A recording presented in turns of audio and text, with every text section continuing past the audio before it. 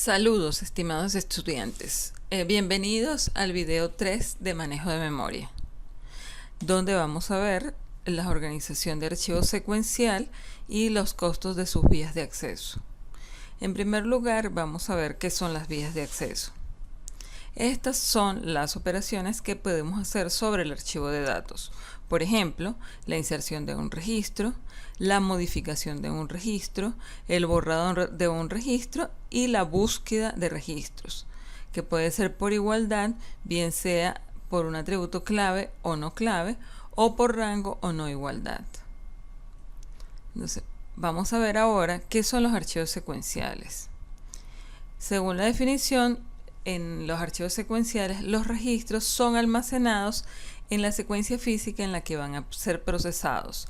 Y aquí vamos a ver dos: el montículo y el ordenado. En el caso del montículo, los registros se almacenan en el orden en que llegan. Por ejemplo, tenemos los backups o respaldos, los archivos de transacción en lote, que son, por ejemplo, aquellos donde se extraen los datos de diferentes fuentes, se transforman y luego se cargan a una base de datos. Y el log o registro histórico de transacciones, que es el que vemos en el tema de recuperación de datos. Los costos de las vías de acceso son los siguientes.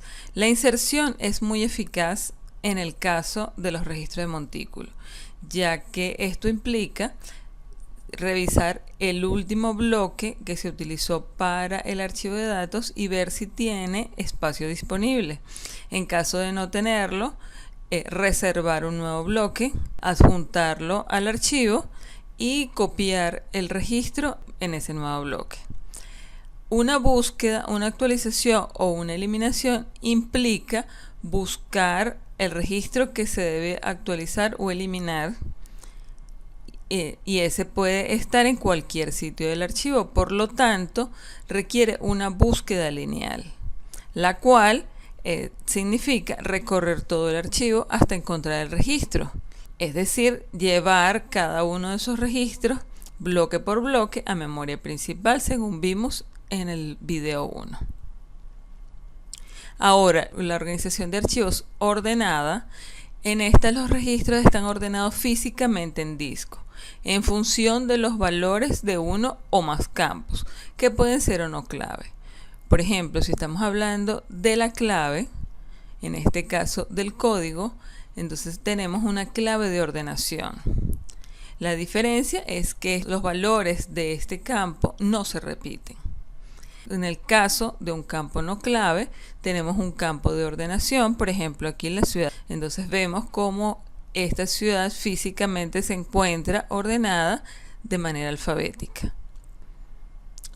Para las vías de acceso de las organizaciones de archivo ordenadas, tenemos que una búsqueda, actualización y eliminación sobre un campo de ordenamiento implica una búsqueda binaria, como la que ustedes vieron en la materia de estructura de datos.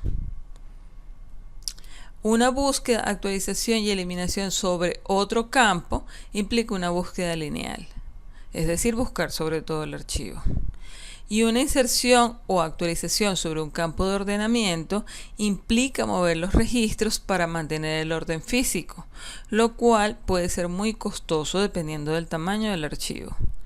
En estos casos, muchos sistemas manejadores prefieren almacenar el registro a insertar en una región temporal y luego hacer la ordenación física en un momento en que la base de datos esté siendo menos utilizada, es decir, como una tarea en background.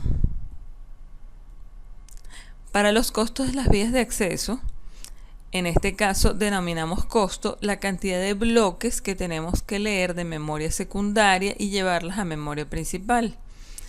En este caso, si TA es el tamaño del archivo en bloques, una búsqueda lineal, tenemos dos casos. El caso promedio, que es cuando en la búsqueda obtenemos un solo registro. Por ejemplo, una búsqueda por igualdad sobre el campo clave. Entonces, el costo es TA entre 2.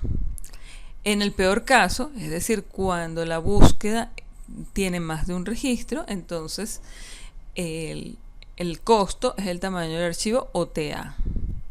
Y el costo de la búsqueda binaria es el logaritmo base 2 de TA. Muchas gracias.